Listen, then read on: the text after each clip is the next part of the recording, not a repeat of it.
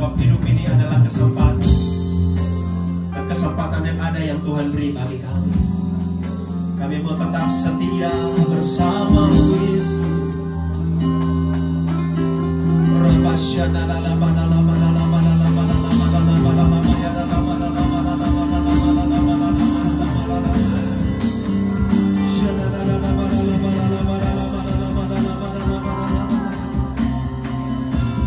Biar di akhir daripada akhir zaman ini Tuhan, Engkau temukan setiap kami umat-Mu di tempat ini dengan hidup kudus, tidak bercacat celah dan berkenan di hadapan-Mu ya Tuhan. Taruhkan Roh-Mu di dalam kami, taruhkan kuasa-Mu di hidup kami Tuhan.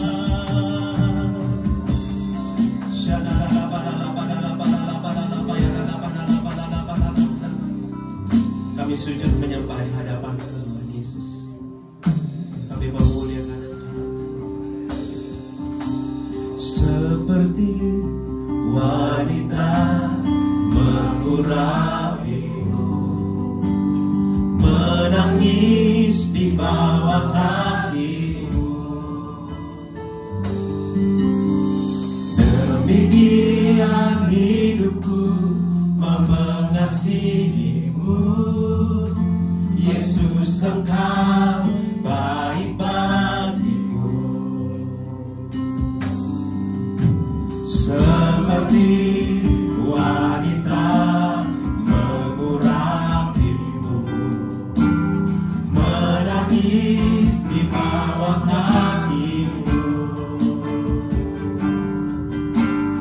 Demikian hidupku mengasihimu, Yesus Engkau baik bagiku. Sampai akhir ku menutup mata, ku tetap setia menanti janji-Mu.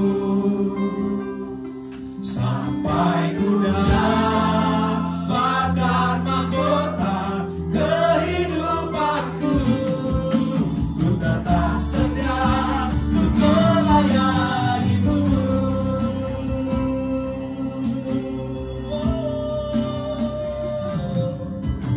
Seperti wanita mengurapimu, menangis di bawah kakimu. Demikian hidupku kau mengasihimu, Yesus Engkau baik bagiku. Sampai akhir ku menutup mata, ku tetap setia menanti janji-Mu. Sampai ku dapatkan mahkota kehidupanku, ku tetap setia untuk melayani. Sampai akhir ku menutup mata, ku tetap setia menanti janji-Mu. Sampai ku dapatkan mahkota kehidupanku, ku tetap setia untuk melayani. Sekali lagi katakan, sampai akhir ku tetap setia. Amin. Menanti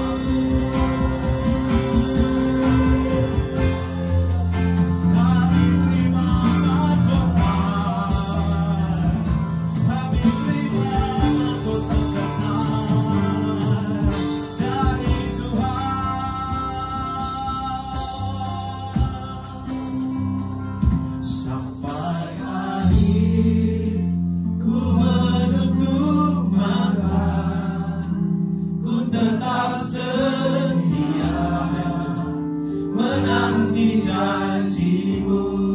Yes, sampai ku dapatkan mahkota kehidupanku, ku tetap setia untuk melayani-Mu sampai akhir. Ku menuntut perlahan kita sambil bangkit berdiri bersama.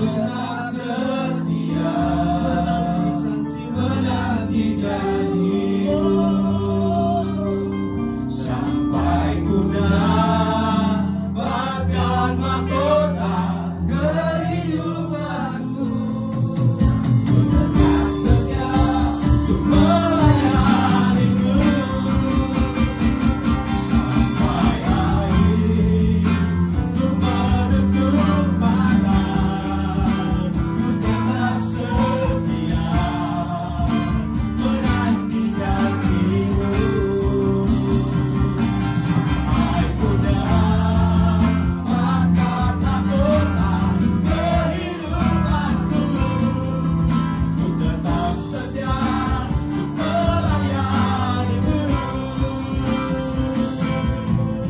ku tetap setia untuk melayani-Mu, ku tetap setia untuk melayani-Mu.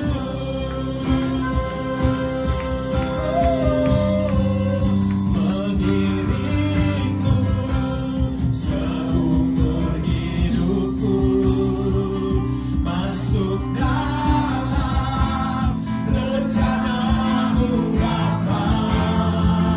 Pikiranku, kehendakku, ku serahkan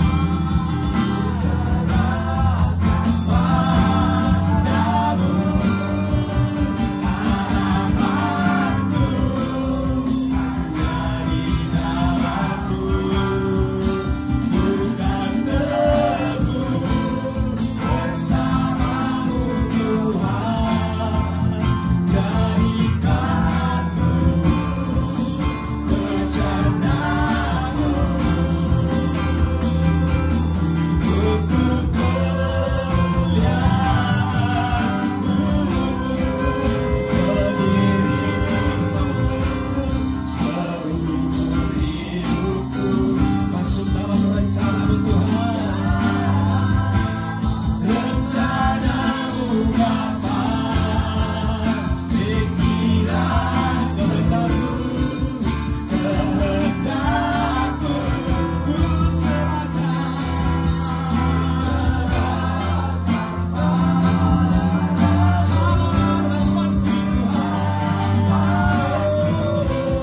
hanya di dalam-Mu, bukan teguh bersama-Mu Tuhan. Jadikanku rencana-Mu untuk kemuliaan-Mu,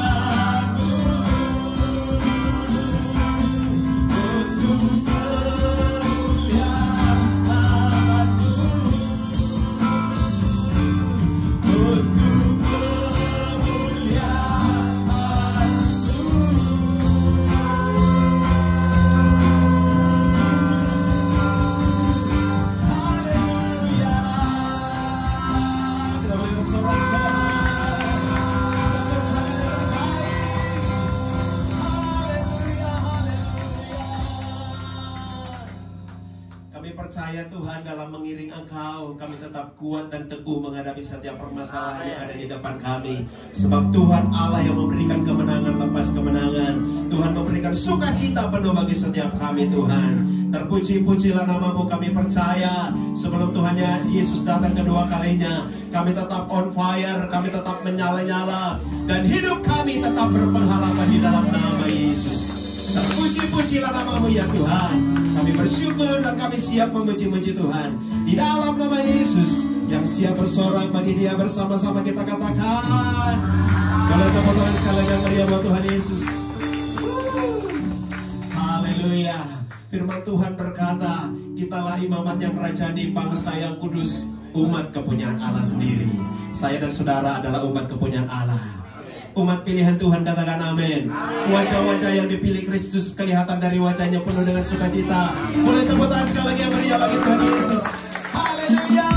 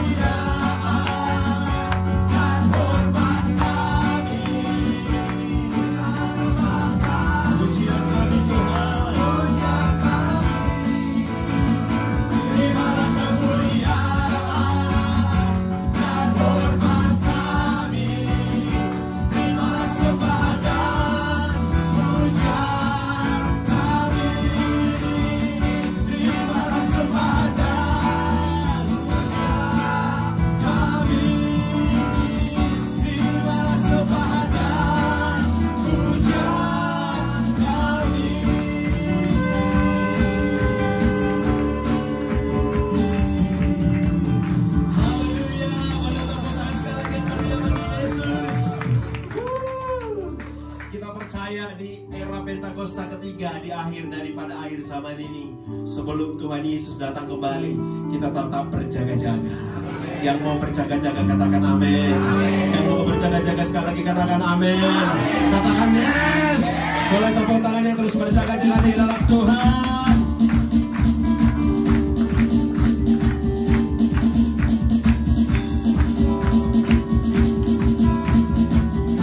Kami tetap setia di dalam Yesus.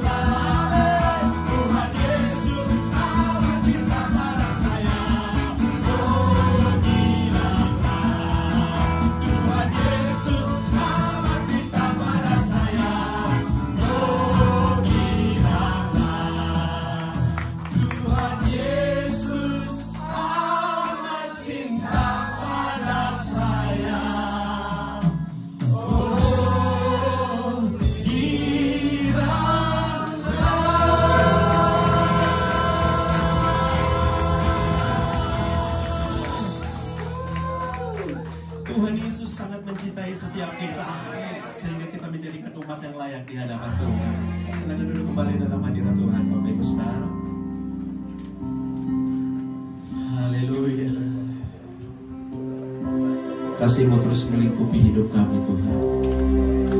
Biarlah kuasa-Mu terus bersemayam di dalam setiap pribadi kami, sehingga kami tetap kuat teguh untuk tetap setia melayani Tuhan. Sebelum kami mendengarkan firman-Mu, kami akan memberikan persembahan ke setiap tangan-tangan yang menabur, tangan-tangan yang memberi. Diberkati Tuhan dengan berlimpah-limpah. Biar kami memberi penuh dengan ucapan syukur. Dalam nama Yesus. Amin. Selamat memberi, Tuhan Yesus memberkati. Maranatha, Maranatha, Tuhan datanglah. Persiapkanlah dirimu, sambut kedatangannya. Maranatha, Maranatha, Kristus datanglah. Hari itu, hari yang termulia. Haleluya, Tuhan datanglah dalam kemuliaannya. Bersama para tebusan, sambutlah Dia, Raja. Segala suku, kaum dan bahasa, mari sembah Sang Raja. Ya Yesus, Maranatha datanglah.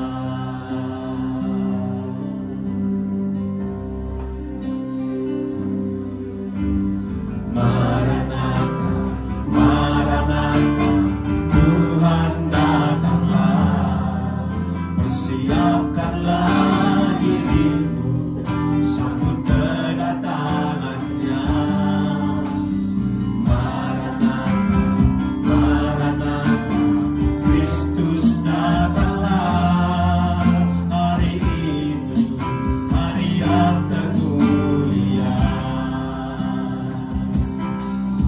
Haleluya, Tuhan datanglah dalam kemuliaannya.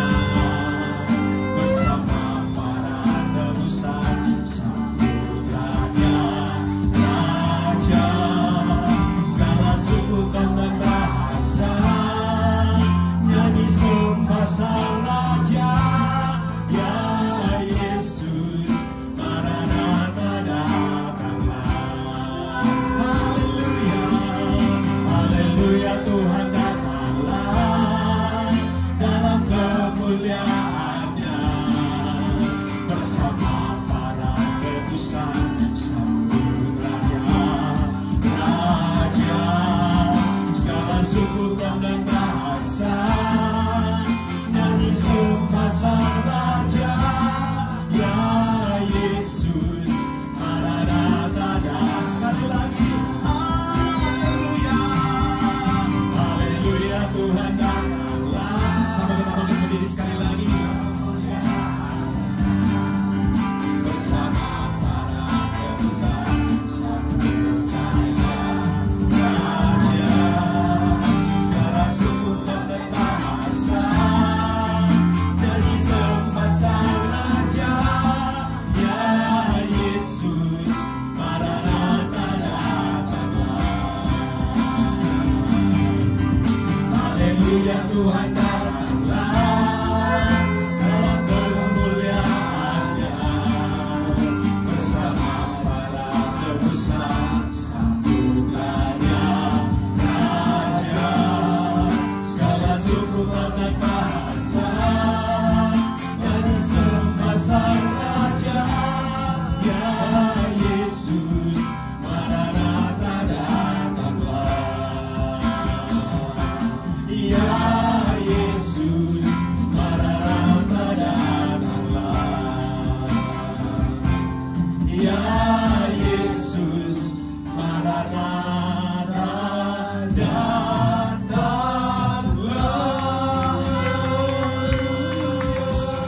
Terpuji Tuhan, haleluya.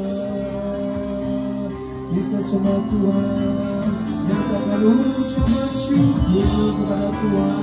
Oh haleluya,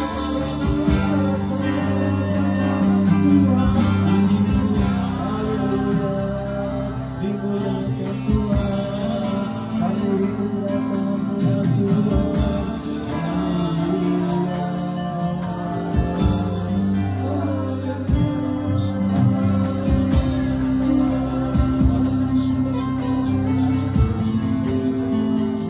Ya Bapa, kami rindu kedatangan-Mu. Ya Tuhan, datanglah. Maranatha.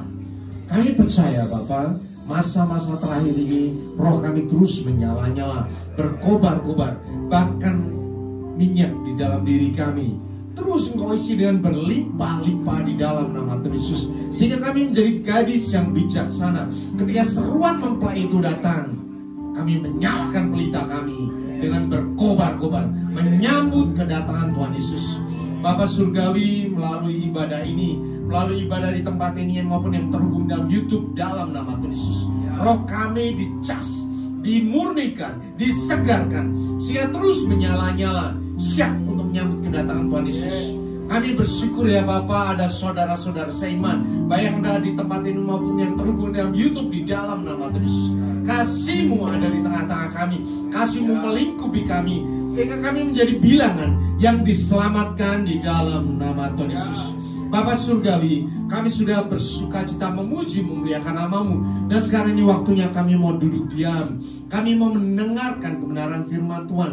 Kami mau membuka telinga kami, hati, pikiran, perasaan kami, bahkan kehendak bebas kami, sehingga setiap firman yang kami terima masuk dalam kehidupan kami. Bapa Surgawi, kami menyerahkan hati kami semuanya ke dalam tangan-Mu. Lepaskan hati kami yang lama, gantikan hati kami dengan hati yang baru, hati seorang murid, hati yang adalah tanah yang subur, sehingga setiap firman yang kami terima berakar dengan kuat, bertumbuh dengan subur, dan berbuah dan lebat di dalam kehidupan kami. Semua yang percaya katakan amin. Kita ucapkan syukur kepada Tuhan. Silakan Bapak Ibu Saudara duduk dalam hadirat Tuhan. Shalom. Kita bulan ini ya ada tema yang disampaikan oleh Ryan, yaitu Second Coming, atau kedatangan Tuhan Yesus yang kedua kali. Kita menyambut kedatangan Tuhan Yesus yang kedua kali. Bapak Ibu bersukacita? Amin. Bapak Ibu bersukacita? Amin. Karena banyak orang itu berpikir kedatangan Tuhan Yesus itu kiamat, mengerikan sekali. Ya, padahal bukan seperti itu. Seorang anak yang bapaknya pergi keluar kota, orang tuanya keluar kota, ketika orang tuanya sudah janji hari ini aku mau datang, maka anaknya akan bersuka cita. Karena dia tahu bahwa orang tuanya akan datang, bapaknya akan datang, mamanya akan datang dengan membawa berkat, membawa oleh-oleh. Bahkan lebih dari itu, dia bisa disegarkan lagi, dia bisa dilindungi oleh orang tuanya lagi. Yang tadinya dia rumah sendirian ya, tidak ada siapa-siapa, kemudian orang tuanya datang, ada sukacita yang melimpah-limpah. Itu adalah sudut pandang anak Tuhan yang merindukan kedatangan Tuhan Yesus yang kedua kali. Jadi sekarang ini kita percaya bahwa masa-masa kedatangan Tuhan sudah dekat. Sehingga dari gereja, dari Rayun 18 memberikan tema yang luar biasa, yaitu Second Coming. Tidak banyak gereja yang memberikan tema yang luar biasa seperti ini ya. Karena memang susah. Karena memang susah menyiapkan jemaat, menyiapkan mindset pikiran bahwa Tuhan Yesus itu benar ada atau tidak, bahwa Tuhan Yesus datang atau tidak. Sekarang banyak ajaran mulai menyimpang ya. Orang diajarkan melalui YouTube ya, apapun dia omongin ya, sehingga yang sesuai dengan hatinya diikutin. Itu yang sekarang terjadi. Ya, tidak lagi masuk di dalam dasar-dasar Alkitabiah. Tetapi bersyukur bahwa di gereja kita semua dikembalikan kepada dasar-dasar Alkitab. Dan ketika kita gali setiap kebenaran firman Tuhan, maka ketemu suatu jalur benang merah bahwa Tuhan Yesus sebentar lagi datang. Ada amin? Amin. Maranatha. Ini adalah kata yang sering kita ucapkan ya. Kata yang sering kita ucapkan. Kata ini ada di dalam 1 Korintus 16 ayat 22. Ya, kita baca bersama-sama. 3, 2, 1. Siapa yang tidak mengasihi Tuhan, terkutuklah dia. Maranatha. Ini kelihatannya tidak ada hubungannya. Ya, tidak ada hubungannya. Ini adalah kata penutup dari pesan Rasul Paulus kepada jemaat di Korintus. Ya. Kita tidak mengambil terkutuklah dia, kita skip dulu. Ya. Kita ambil Maranatha-nya saja. Ya. Maranatha itu sebetulnya apaan sih? Ya, ternyata Maranatha adalah kata yang unik yang tidak diterjemahkan dan tetap menggunakan bahasa aslinya. Jadi Bapak Ibu Saudara jangan salah paham bahwa Maranatha ini bukan bahasa Ibrani, bukan bahasa Yunani. Kata ini muncul sekali saja secara eksplisit dalam seluruh Alkitab, baik Perjanjian Lama maupun Perjanjian Baru, cuman sekali. Ya. Dan ini ada di dalam Perjanjian Baru di dalam 1 Korintus 16 ayat 22. Maranatha berasal dari bahasa Aram. Bapak Ibu Saudara, ya, mungkin baru tahu. Pikirnya Maranatha itu sangat familiar dengan telinga kita ya. Ini bukan bahasa Ibrani, ini bukan bahasa Yunani, ya. Ini bukan bahasa Latin, tetapi bahasa Aram. Bahasa Aram itu bahasa apaan sih? Bahasa apaan sih? Ya. Ketika Tuhan Yesus hidup, pada masa itu ada 4 bahasa yang digunakan. Ada 4 bahasa. Yang pertama adalah bahasa Aram. Bahasa Aram itu sudah digunakan 10 abad sebelum Tuhan Yesus lahir. Yaitu ketika apa? Bangsa Asyur menyerang Israel Utara dan menundukkan semuanya dan mengganti kota-kota di Israel Utara dengan penduduk dari Asyur. Sehingga mereka menggunakan bahasa Aram. Ya. Kemudian berikutnya bahasa ini dipakai juga oleh kerajaan Babilonia. Sehingga ketika kerajaan Israel Selatan, Yerusalem dibuang ke Babel, mereka juga diajarkan bahasa ini. Sehingga bahasa ini dipakai di seluruh daerah Israel dan Arabia. Ya. Dan terus dipakai. Bahasa ini adalah bahasa sehari-hari. Seperti kalau kita bahasa Melayu, bahasa perdagangan ya. Akhirnya menjadi bahasa Indonesia. Kita bisa ngobrol sama orang Malaysia dengan bahasa Melayu, bahasa Indonesia kalau kita bicara. Pada waktu itu sampai masa Tuhan Yesus, bahasa itu terus dipakai. Bahasa sehari-hari. Sehingga Tuhan Yesus ketika ngobrol, itu pakai bahasa Aram. Ya. Kemudian yang kedua adalah bahasa Ibrani. Bahasa Ibrani tetap ada, tetapi tidak dipakai sehari-hari. Bahasa itu adalah bahasa untuk ibadah. Kitab suci Taurat itu pakai bahasa Ibrani. Kemudian nyanyian-nyanyian di sinagoga itu pakai bahasa Ibrani. Berikutnya yang ketiga adalah bahasa Yunani. Adalah bahasa internasional yang dipakai oleh Kekaisaran Romawi. Dan yang terakhir adalah bahasa Latin. Bahasa Latin adalah bahasa yang khusus dipakai oleh pejabat Romawi. Jadi kita tahu, ya, minimal orang Yahudi bisa 2 bahasa. Yang pertama adalah bahasa Aram, yang kedua adalah bahasa Ibrani. Kemudian kita tahu Rasul Paulus bisa bahasa Yunani, karena dia lahir di daerah Yunani, ya, di Kekaisaran Romawi. Sehingga dia bisa banyak bahasa, multi languages, ya. Nah, bahasa Aram ini yang ada di Alkitab satu-satunya Maranatha. Maranatha diambil dari Maran dan Ata. Maran itu artinya Tuhan kami. Maran. Dan Ata artinya datanglah. Sehingga ketika digabung menjadi apa? Datanglah ya Tuhan kami. Sampai di sini bisa jelas ya, bahwa kata-kata yang sangat familiar di telinga kita di seluruh Indonesia, di seluruh dunia, ternyata bukan bahasa Ibrani, bukan bahasa Yunani, bukan bahasa Latin, tetapi bahasa Aram. Yang satu-satunya untuk mengingatkan kita bahwa ketika Tuhan Yesus hidup di dunia ini, Tuhan Yesus berbicara dalam bahasa Aram. Ya. Eloi, Eloi lama sabachthani itu bahasa Aram juga. Jadi sehari-hari Tuhan Yesus pakai bahasa Aram. Bahkan ketika Tuhan Yesus mengajarkan doa Bapa kami, Tuhan Yesus bukan pakai bahasa Ibrani, tapi pakai bahasa Aram. Implikasinya apa coba? Implikasinya bahwa ketika Tuhan mengajarkan berdoalah dengan demikian caranya, ya, Bapa kami yang di surga. Ucapan itu muncul dalam bahasa Aram. Sehingga kita bisa diandaikan kalau Tuhan Yesus ada di Indonesia, Tuhan akan ngomong dengan berdoalah demikian, Bapa kami yang di surga. Bukan bahasa Ibrani loh. Makanya kalau ada suatu agama yang mengajarkan bahwa bahasa yang benar cuman ini, Tuhan yang mendengar bahasa ini. Tuhan kita tidak. Tuhan kita itu yang menciptakan bahasa. Tuhan kita tahu segala bahasa di dunia. Luar biasa dong. Ada amin? Kita ucapan syukur kepada Bapa kita yang dahsyat. Ngomong bahasa apa saja Bapa kita tahu. Ya. Orang Jawa ngomong romo kawulo, ya tahu. Orang Tuhan kita di surga tahu. Ya, our Father Lord. Ya, Tuhan tahu. Apapun yang kita gunakan ketika kita menyebut Bapa kita, maka Bapa di surga menjawab, ya anakku, ini aku. Ya, inilah perlunya kita mempelajari teologi yang benar. Jangan kita diombang-ambingkan oleh angin pengajaran yang tidak benar. Karena ada yang berkata bahwa nggak boleh ngomong kayak itu, ya hanya boleh menyebut Elohim. Ya. Kalau nggak Elohim, Tuhan nggak jawab. Salah dia. Dia nggak tahu Alkitab. Dia nggak tahu bahwa Tuhan Yesus mengajarkan pakai bahasa Aram. Luar biasa dong. Itu menunjukkan apa? Universalisme. Bahwa Tuhan mendengarkan semua bahasa di dunia. Bahkan kata kunci di akhir zaman, orang selalu mengatakan Maranatha, Maranatha, bukan bahasa Ibrani, tapi bahasa Aram.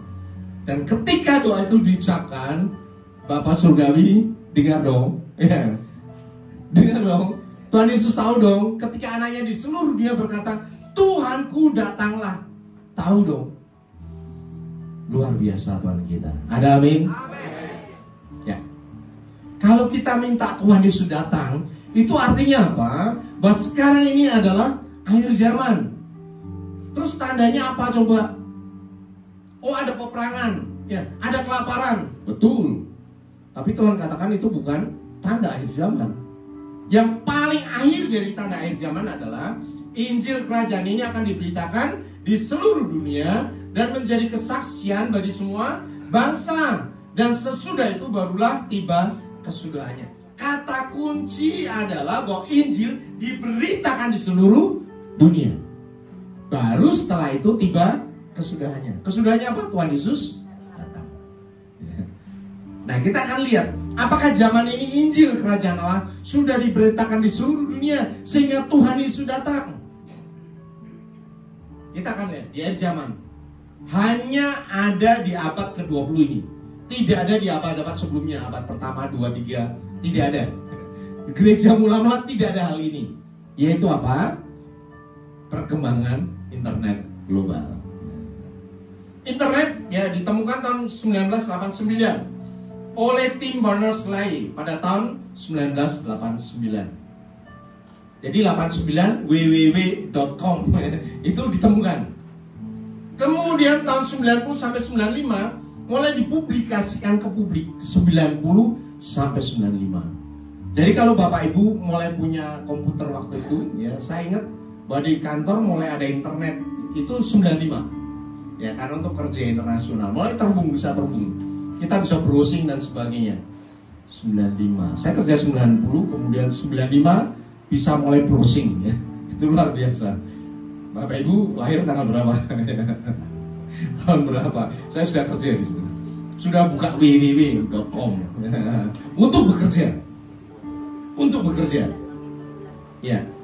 Kemudian ingat ya, tahun 95 itu mulai ada Bible Gateway. Bible Gateway adalah suatu program yang mewadahi bagaimana orang bisa membuka Alkitab secara online. Dahsyat loh. Ya. Ini Tuhan yang merancang. Coba bayangkan, ya Tuhan itu melek teknologi. Jangan dikira Tuhan buta. Tuhan tahunya rohani bukan, salah. Ya. Yang menciptakan teknologi itu Tuhan. Karena Tuhan yang menciptakan otak. Manusia yang memberikan inspirasi kepada manusia adalah Tuhan. Jadi jangan semata-mata mengandalkan akalan pikiran kita. Keliru Bapak Ibu. Ya. Bergantunglah kepada Tuhan bahkan soal teknologi. Karena hikmat berasal dari Tuhan. Dan segala sesuatu dirancang sehingga akhir zaman firman Tuhan digenapi. Ada amin. Ya. Kemudian kita tahu berikutnya, sampai tahun 2005 pertumbuhan global di komputer. Kemudian tahun 2006 sampai 2015 ponsel yang baru, smartphone mulai muncul ya. Smartphone mulai muncul. Dan kita tahu sekarang ini tahun 25 ya, dunia network digital sudah merambah kemana-mana di seluruh dunia. Artinya apa? Bahwa Alkitab online sekarang sudah bisa diakses di seluruh dunia. Kita ucapkan syukur pada Tuhan. Halo, artinya apa? Artinya apa? Firman Tuhan ini sudah digenapi. Ketika jaringan sudah terlibat dalam hubungan internasional, Bapak Ibu Saudara bisa menjadi pewarta Injil. Ada amin? Bapak Ibu setiap hari bisa sharing firman Tuhan, bukan hanya TikTok saja ini ya. TikTok ya. Tapi masukkan firman Tuhan, masukkan ayat firman Tuhan, nyatakan bahwa ini adalah akhir zaman, sharing. Ya setiap hari saya kirim renungan, ada bahasa Indonesia, ada bahasa Inggris, dua itu. Saya kirim ke seluruh dunia. Dan teman-teman saya yang di luar negeri kirim lagi. Tinggal dia pilih mau bahasa Inggris atau bahasa Indonesia.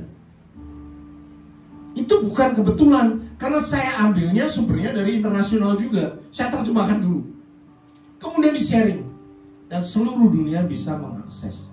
Halo Bapak Ibu Saudara, gunakan bagianmu. Ya, karena Tuhan akan menjamah orang-orang dengan cara yang ajaib. Maranatha. Maranatha adalah penantian tentang rapture. Maranatha, Tuhan Yesus datanglah. Anak-anak Tuhan di akhir zaman, ketika Tuhan Yesus datang, apa yang terjadi?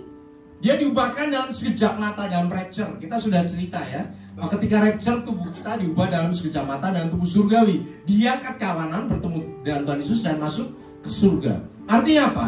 Ketika rapture kita ada di sini, tidak ada, kita lenyap dalam sekejap mata dan naik ke surga. Sehingga ketika rapture terjadi, gereja ini, anak-anak Tuhan di tempat ini diangkat Tuhan, yang tersisa apanya?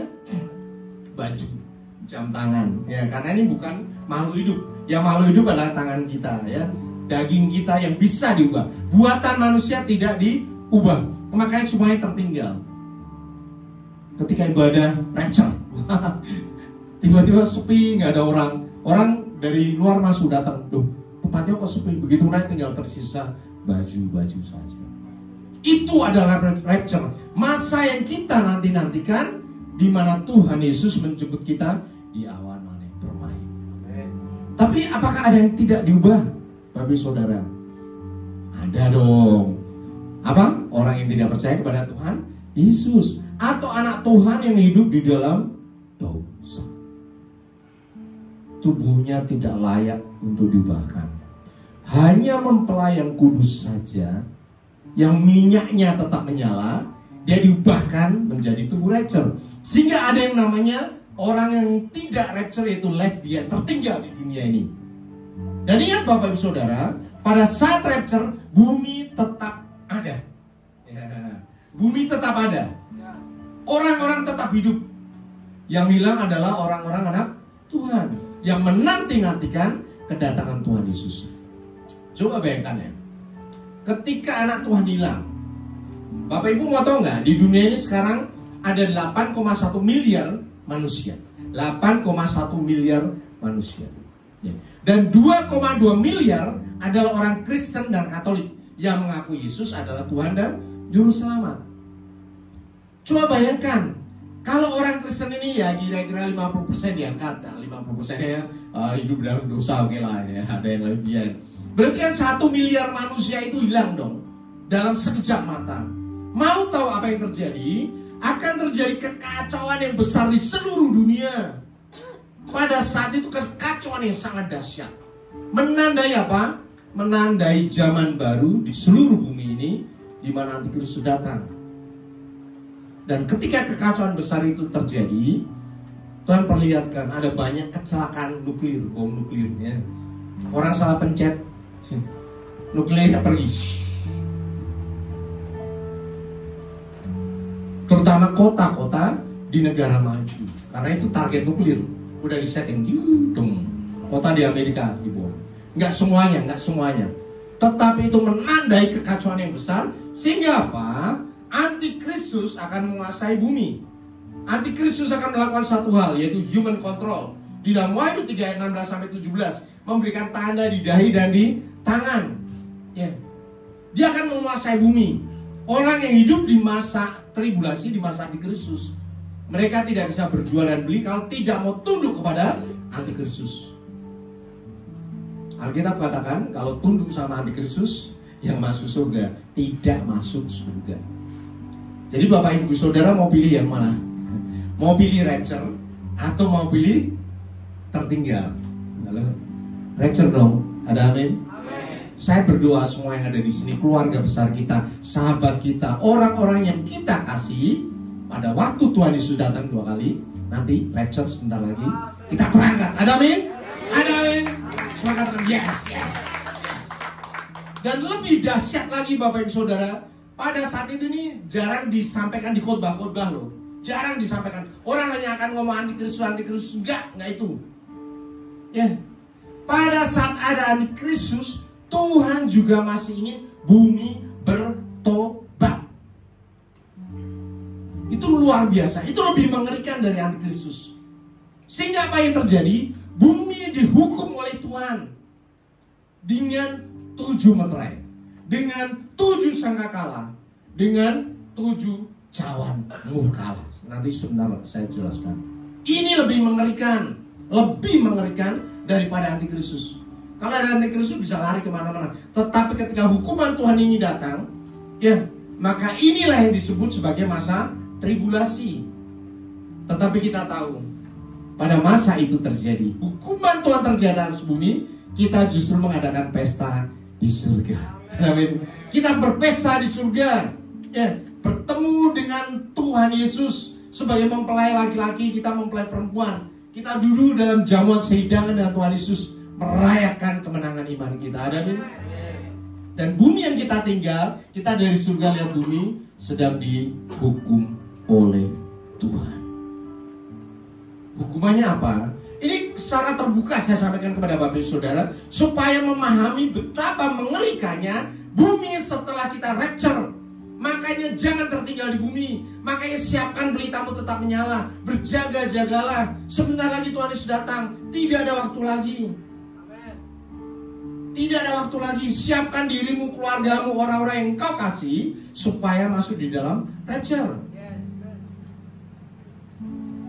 Antikristus menguasai bumi. Kita bahas satu persatu. Yang pertama tadi, firman Tuhan katakan, dan ia menyebabkan sehingga kepada semua orang kecil atau besar, kaya atau miskin, merdeka atau hamba diberi tanda pada tangan kanannya atau pada dahinya. Tujuannya apa? Tidak seorang pun dapat membeli atau menjual selain daripada mereka yang memakai tanda itu, yaitu nama binatang itu atau bilangan namanya, yaitu 666. Banyak orang berpikir dari zaman dulu, oh tandanya dipasang gelang, dipasang chip dan sebagainya, ya. Sehingga oh nanti dipasang chip, jangan dong, ya. Pasti kan ya ketika KTP dipasang chip, orang ribut itu antikristus. Oh saya nggak peduli, orang belum rapture kok.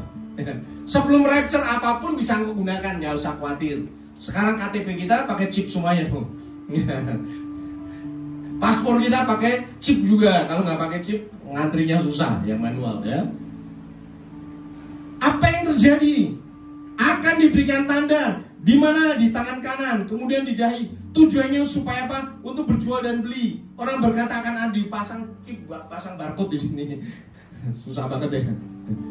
Padahal tidak seperti itu. Apa yang terjadi?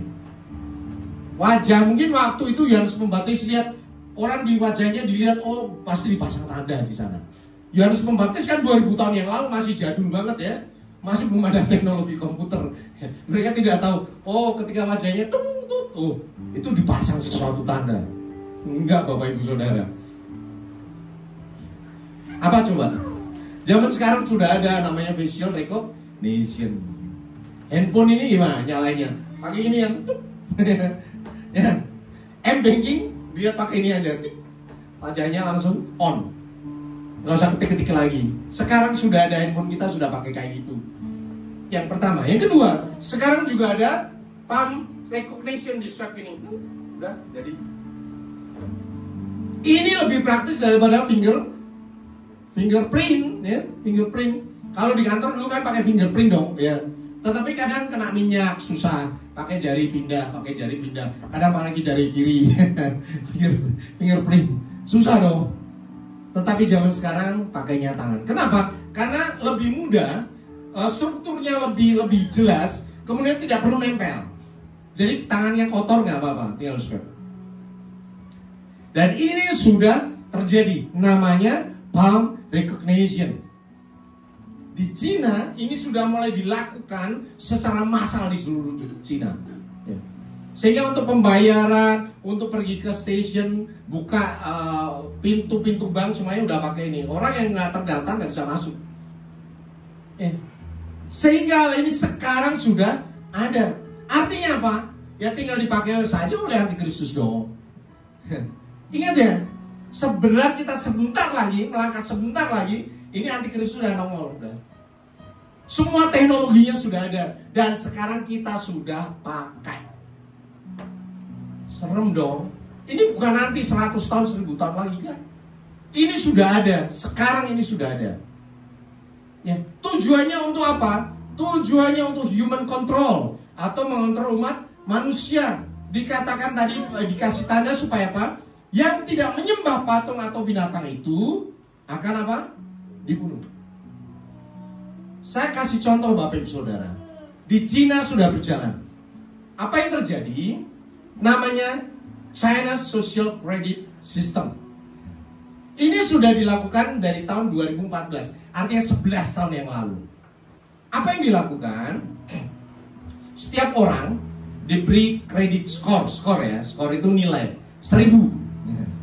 Orang, seluruh penduduk diberi skor 1000. Nah, skor 1000 ini akan nanti terus dinilai. Di seluruh Cina ada kamera-kamera, ada ratusan juta kamera. Dan kamera itu sudah bisa menangkap wajah. Ketika wajah tertangkap, sudah mulai langsung dibaca siapa namanya, nomor KTP-nya berapa, ya, tanggal lahirnya berapa. Nah, contohnya begini Bapak Ibu Saudara. Kalau orang melanggar peraturan, nyebrang jalan lampu merah, kemudian dia naik motor kemudian nyebrang, ketangkep sama kamera itu, skornya mulai dikurangi 5 ya. Jadi 995 dikurangi lagi. Besoknya nabrak jalan lagi, dikurangi lagi 990. Kalau orangnya bandel, kalau orang Indonesia tiap hari potong ya. Mau tahu ya, akibatnya apa? Orang itu akan masuk dalam kriteria apakah dia bisa diterima acceptable atau unacceptable. Kalau bisa diterima, artinya skornya masih ada, tetap 1000. Tapi kalau makin turun pada level tertentu yang tidak bisa ditolerir lagi, maka orang-orang itu akan terkena sanksi dari pemerintah. Ya, sanksinya apa? Sanksinya adalah orang tidak bisa lagi masuk ke stasiun, tidak lagi bisa beli tiket pesawat, tidak bisa lagi naik bis karena semuanya sudah pakai digital. Coba bayangkan. Ya. Tujuan utamanya sekarang ini mengontrol perilaku supaya orang tidak nabrak lampu merah. Kontrol perilaku tujuannya bagus. Kalau kita ke Cina ya, kemudian ada sopir bis, dia pasti akan parkirnya tepat sekali. Ya, dia tidak akan lebih dari 10 menit. 10 menit kemudian dia udah kabur, ya, udah pergi. Karena maksimal di situ 10 menit.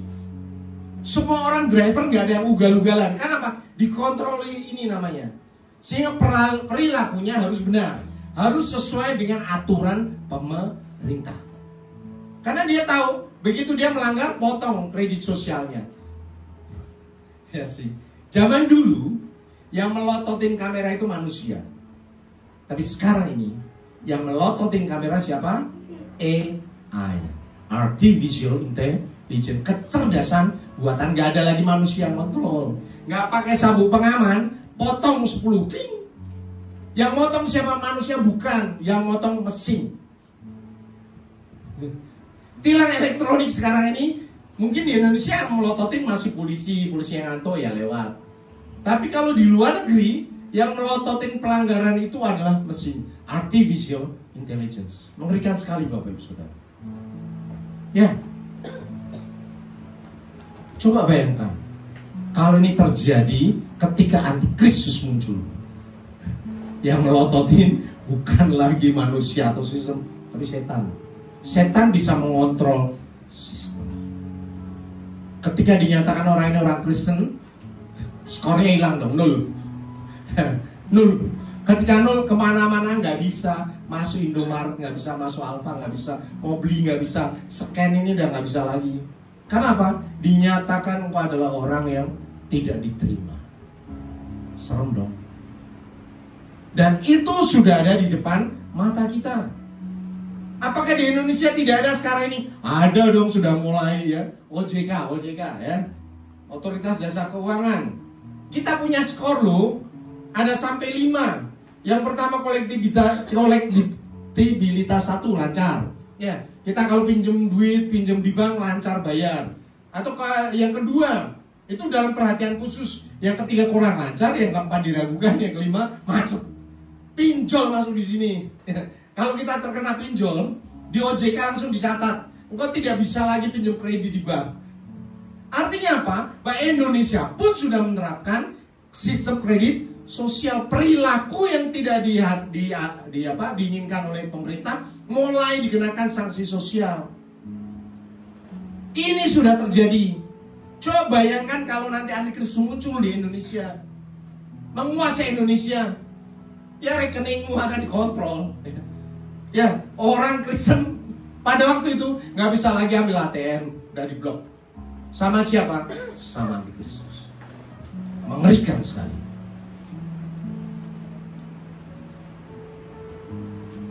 Kemudian berikutnya, tadi saya sampaikan bahwa ketika kita sudah terangkat, antikristus muncul, Tuhan ingin bumi bertobat.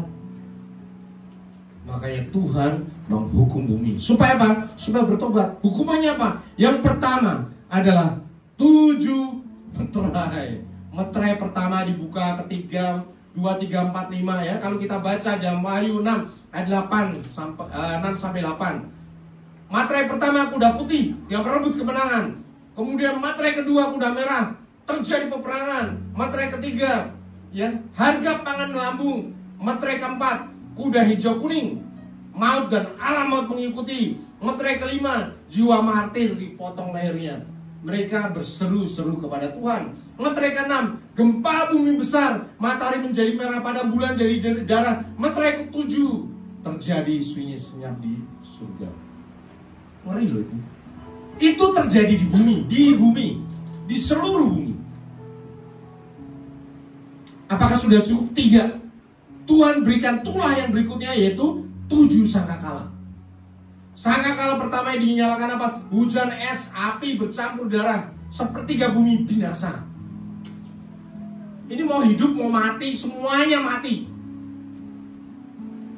Mau tahu nggak? Kita sudah membaca tulah di Mesir. Begitu dahsyatnya 10 tulah. Ini 7. Kalau tulah di Mesir terjadi di Mesir dorang, Goshen tidak ditimpa oleh malapetaka. Tapi ketika rapture, dunia dikuasai oleh antikristus, apa yang terjadi? Seluruh bumi dihukum oleh Tuhan. Di Mesir hujan esnya segini, tong, hujan es. Itu aja orang udah pada mati. Ketika akhir zaman, Tuhan menurunkan hujan es 200 pon, 50 kilo jatuh, 50 kilo men, jatuh dari angkasa. 50 kilo beratnya saja ditulis oleh Alkitab. Jangan masuk ke situ, jangan bandel, berjaga-jagalah. Ada amin? Sampaikan kepada diri kita, aku mau berjaga-jaga. Kita ucapkan bersama-sama, aku mau berjaga-jaga. Aku menjaga pelitaku, aku menjaga minyakku tetap menyala. Ini baru yang second, kedua, gerombolan yang kedua. Yang ketiga lebih mengerikan lagi. Ada yang namanya 7 cawan murka Allah, dahsyat sekali. Ya, cawan pertama bisul menimpa penyembah antikristus. Cawan kedua dituangkan, laut menjadi darah, sepertiga makhluk mati. Bayangkan kalau sepertiga makhluk mati, ikan pos mati gimana? Segedenya segaban-gaban gitu. Ikan teri mati semuanya. Kita pernah ada berita dong, di danau ya, ketika terjadi oksigennya berubah ya dari bawah naik ke atas, ikannya mati. Itu baru di danau semuanya ngampung semuanya. Kalau seperti laut mati gimana coba? Dahsyat sekali. Kemudian cawan ketiga, sungai dan mata air menjadi darah. Itulah di Mesir. Seluruh dunia sungainya jadi darah. Seluruh dunia, tidak ada terkecuali. Cawan keempat, matahari menyengat manusia dengan api. Sekarang ini ada badai angin panas di Cina. Itu ada teman kita, teman saya barusan kembali dari Cina bersama dengan pemerintah. Itu ketika badai angin panas terjadi, aspalnya meleleh. Aspal meleleh. Padahal di Cina udah dirancang. Memang ada ekstrim, ada cuaca musim dingin, ada cuaca musim panas. Tapi ketika ekstrim sekali, aspal itu sampai meleleh, binjik itu meleleh. Seram sekali. Cawan kelima, kerajaan bintang gelap keluar menyerang manusia seperti kalajengking, sehingga orang disengat, mau mati nggak bisa. Pada saat itu mau mati nggak bisa. Cawan keenam, sungai Efrat kering, jalan bagi raja-raja timur untuk menyerang Yerusalem. Cawan ketujuh, gempa bumi besar, kota besar terbelah, hujan es paling besar, hujan es sekali. Serem dong. Bapak Ibu Saudara, ya, tolong baca ayat-ayat ini yang saya sampaikan. Kalau Bapak Ibu Saudara mau file ini, minta ya, ada, pelajari betapa mengerikannya, Jangan masuk ke masa itu. Ketika itu terjadi, ya, dikatakan yang jelas yang Matius 24 ini yang ngomong Tuhan Yesus sendiri. Pada masa itu akan terjadi siksaan yang dahsyat, seperti yang belum pernah terjadi sejak awal dunia sampai sekarang, dan tidak akan terjadi lagi. Dan sekiranya waktunya tidak dipersingkat, maka segala yang hidup tidak ada yang akan selamat. Segala yang hidup itu apa? Manusia, binatang, tumbuh-tumbuhan, lenyap semuanya. Dan itulah yang dinamakan masa tribulasi, yaitu penderitaan yang sangat dahsyat. Saya sampaikan ini secara terbuka karena Alkitab juga menyampaikan secara terbuka. Hanya hamba Tuhan tidak pernah masuk ke sini. Jarang yang saya lihat masuk secara detail seperti ini. Ketika kita tahu masa yang akan terjadi atas bumi, dari awal saya udah nyiapin dulu diri, keluarga saya, anak-anak saya, ya, keluarga besar saya kasih tahu jangan masuk ke masa tribulasi. Sekarang ini udah gandul Gusti aja, udah ya. Percaya sama Tuhan. Jaga minyakmu tetap menyala, supaya nggak masuk dia masa yang mengerikan itu. Seperti sekarang pada masa Nabi Nuh, ya, sambil dia bikin bahtera dia ngomong sebentar lagi hujan, oke? Masuk ke dalam bahtera. Sekarang ini juga saya nyatakan sebentar lagi Antikristus datang. Sebentar lagi bumi akan dihancurkan oleh Tuhan, dihukum oleh Tuhan. Bertobatlah, masuk di dalam rapture. Ada amin? Maranatha, masa di mana kita berjaga-jaga. Firman Tuhan katakan, jagalah dirimu supaya hatimu jangan syarat oleh pesta pora dan kemabukan, serta kepentingan-kepentingan duniawi, supaya hari Tuhan jangan dengan tiba-tiba jatuh ke atas dirimu seperti suatu cerah. Ya, kita sudah belajar tentang menjaga pelita tetap menyala. Kita harus menjadi gadis yang bijaksana. Gadis yang bijaksana itu apa? Selalu berdoa, baca Alkitab, terlibat dalam persekutuan gereja. Kenapa? Supaya apinya tetap menyala, supaya selalu berjaga-jaga. Ketika berjaga-jaga, ketika kita bisa berdoa, maka apa yang terjadi? Kekuatan ada dalam diri kita untuk bisa selamat. Masa ini masa yang berat, masa di mana Tuhan meminta kita selalu menjaga pelita kita tetap menyala. Bapak Ibu Saudara, di akhir zaman ini justru banyak yang jatuh adalah hamba-hamba Tuhan. Karena penghakiman dimulai dari gereja. Hari Jumat kami ikut di ibadah ini Perwil 6. Itu Pak Sahala menyampaikan hal yang menarik. Ya, begini. Bahwa ketika Yudas menjual Tuhan Yesus, apakah ada yang tahu? ketika menjual Tuhan Yesus. Muridnya tahu nggak? Nggak ada yang tahu. Nggak ada yang tahu. Semuanya nggak ada. Tetapi ketika Yudas kemudian menyesal, kemudian dia mengakhiri hidupnya, kemudian dia mengantung diri di pohon, tapi pohonnya kecil sehingga dia jatuh dan perutnya terbelah, ususnya terbelah. Apa yang terjadi? Seluruh Yerusalem tahu. Apa maksudnya ini? Ketika engkau berbuat dosa, nyimpen dosa, ya nggak ada yang tahu. Tapi ketika itu terus menerus, kemudian Tuhan pengen engkau bertobat, apa yang dilakukan oleh Tuhan? Dosamu akan dibuka, dan semua orang di seluruh dunia akan tahu apa yang kau lakukan. Tujuannya apa? Supaya engkau bertobat. Maka sekarang waktunya untuk bertobat, mempersiapkan diri. Jangan tunggu Tuhan buka dosamu. Semua orang di seluruh dunia lihat, malu dong. Ya, kalau engkau suami, ketika engkau berdosa, istrimu tahu, anak-anakmu tahu, seluruh keluarga besarmu tahu, malu dong. Ketika istri berdosa, suami tahu, anak-anak tahu, malu dong. Jangan sampai Tuhan membuka dosamu, karena tujuan utamanya sebetulnya supaya engkau bertobat.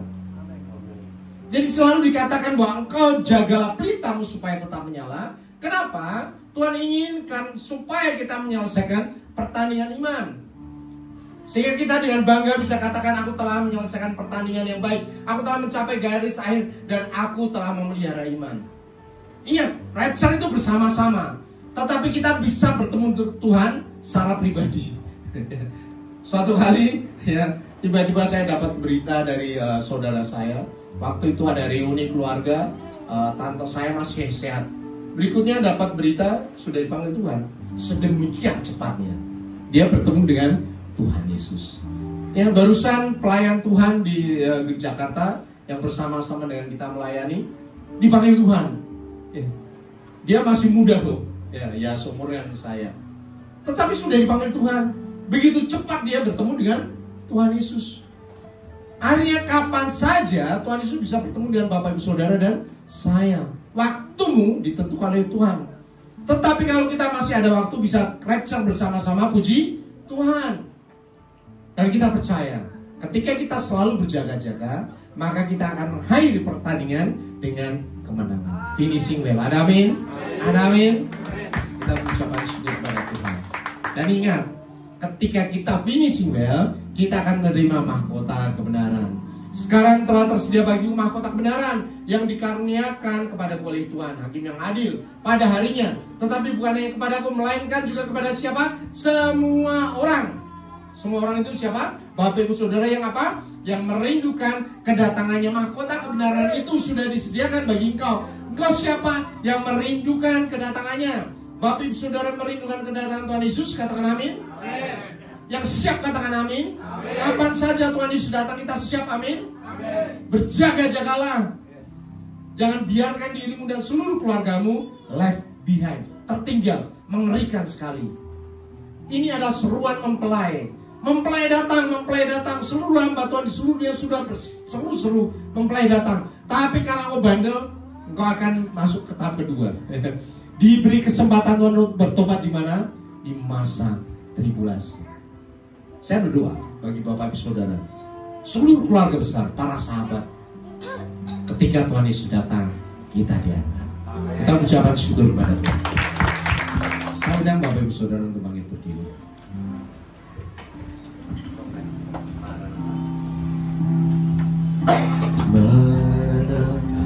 Maranatha, Tuhan datanglah, bersiapkanlah dirimu, sambut kedatangannya.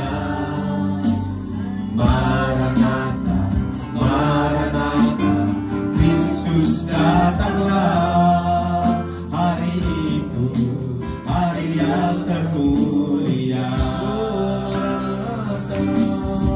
Haleluya, datanglah dalam kemuliaannya, bersama para tebusan, sambutlah dia Raja. Segala suku kaum dan bahasa nyanyi menyembah Sang Raja. Ya Yesus, Maranatha datanglah. Ya Yesus, Maranatha datanglah. Ya Yesus, Maranatha datanglah. Maranatha datanglah Tuhan Yesus. Segera, segera. Kami rindu bertemu dengan Engkau. Bapa Surgawi, kami bersyukur Engkau memberikan Roh Kudus dalam diri kami yang terus menyala. Dan sekarang ini minyak kami terus diisi melalui ibadah-ibadah kami, melalui persekutuan-persekutuan kami, melalui fellowship kami, melalui kul kami. Minyak kami terus diisi dengan berlimpah-limpah, sehingga ketika mempelai datang, mempelai pria, mempelai agung kami Tuhan Yesus datang, kami siap. Kami siap. Maranatha, datanglah Tuhan Yesus segera. Bapa Surgawi, kami berdoa setiap orang yang ada di tempat ini, seluruh keluarga besarnya, semua orang yang mereka kasihi, semua orang yang terlibat dalam pekerjaan, terlibat dalam rumah tangga mereka, terlibat di dalam apapun yang mereka lakukan, masukkan di dalam bilangan orang yang diselamatkan. Termasuk orang yang terhubung dalam YouTube di tempat ini ya Bapak. Seluruh keluargamu masuk di dalam bilangan yang diselamatkan. Itu permintaan kami kepada Bapak Surgawi. Dan kami percaya Bapak Surgawi sudah memeteraikan setiap orang yang kami sebutkan siap untuk rapture di dalam nama Yesus. Bapak Surgawi yang bangun berhenti berkata-kata, tetapi Roh Kudus yang ada dalam diri kami akan terus memeteraikan setiap kebenaran firman Tuhan hari ke hari sampai selama-lamanya. Di dalam nama Tuhan Yesus, haleluya, amin. Kita ucapkan syukur kepada Allah.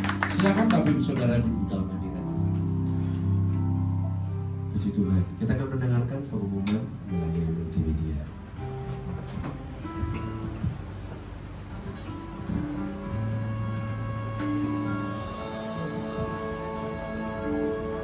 Shalom, senang sekali dapat menyapa Bapak Ibu Saudara untuk menyampaikan pengumuman GBFGC. Untuk tema hari ini kita akan belajar mengenai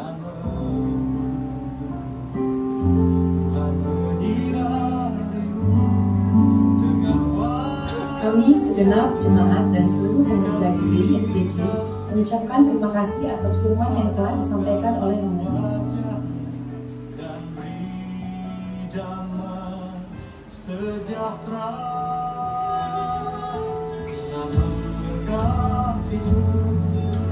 Berikut kami akan sampaikan jadwal GBI FGC dalam sepekan.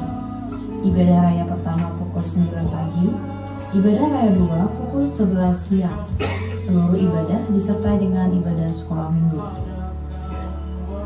Ibadah generasi Aramia diadakan 2 kali dalam sebulan pukul 1.30 di tempat ini.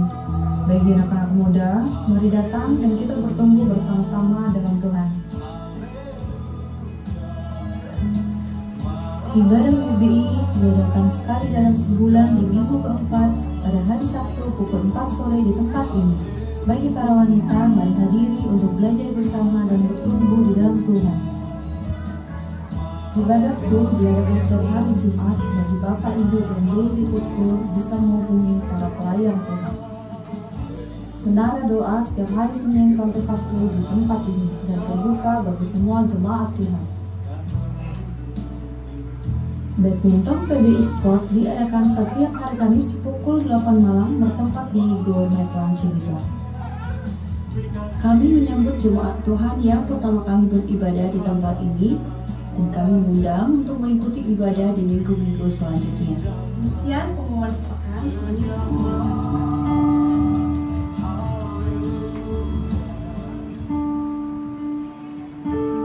Puji Tuhan, kita akhiri ibadah kita pagi hari ini. Boleh saja kita bangkit berdiri bersama-sama. Sampai ku menutup mata, ku tetap setia menanti janji-Mu sampai ku dapatkan mahkota kehidupanku. Ku tetap setia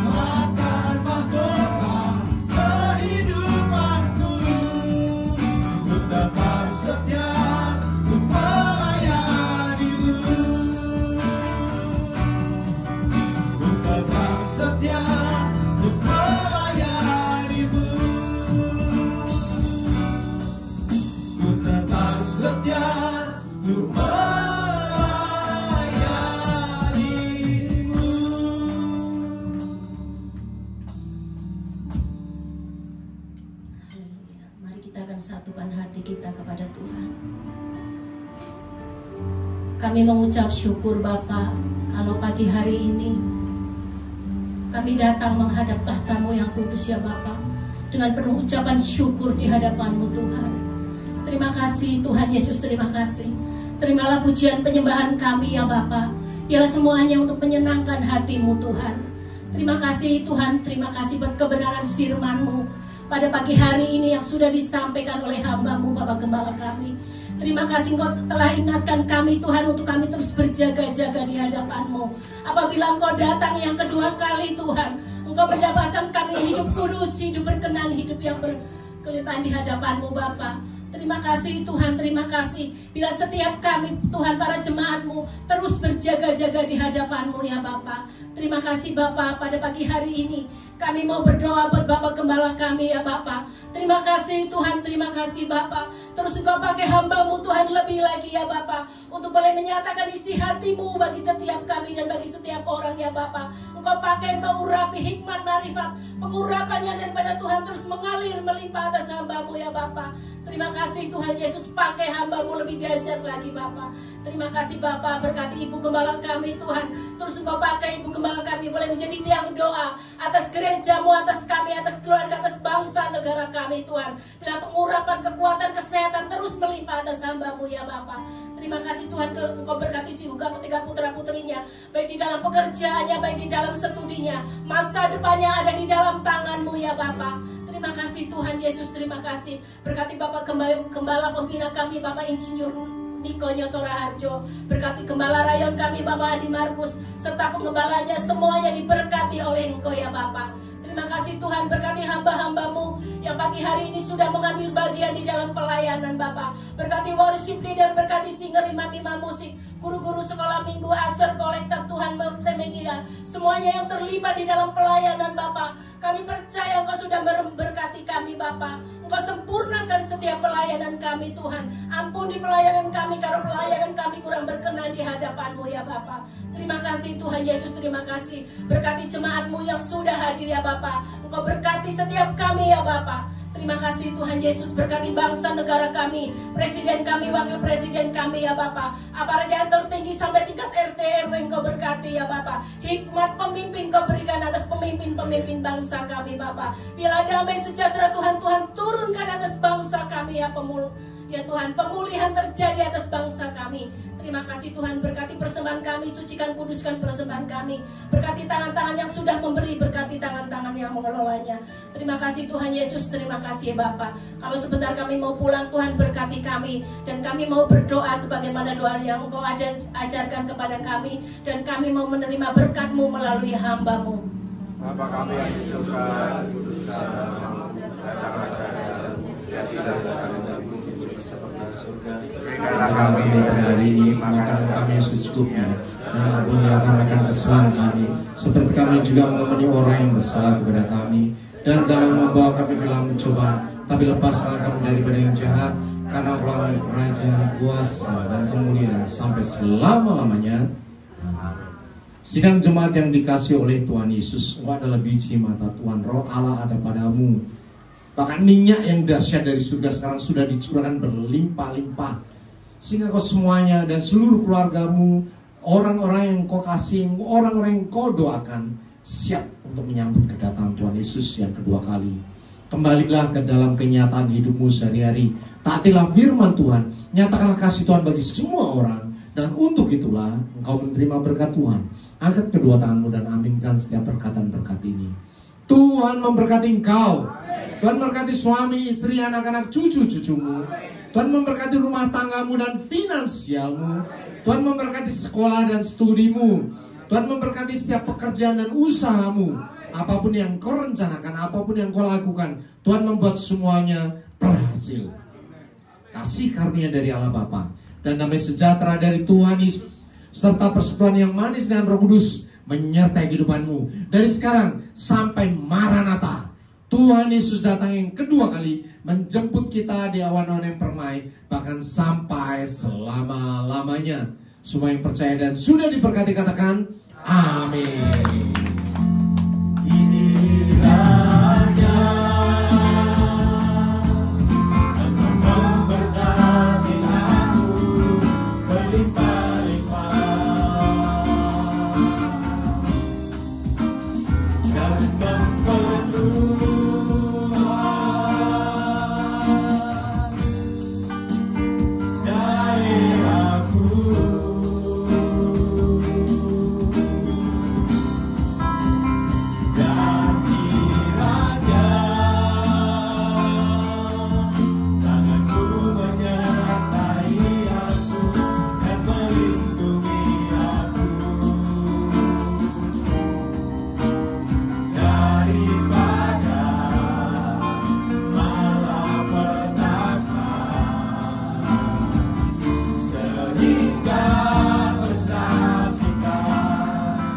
Bila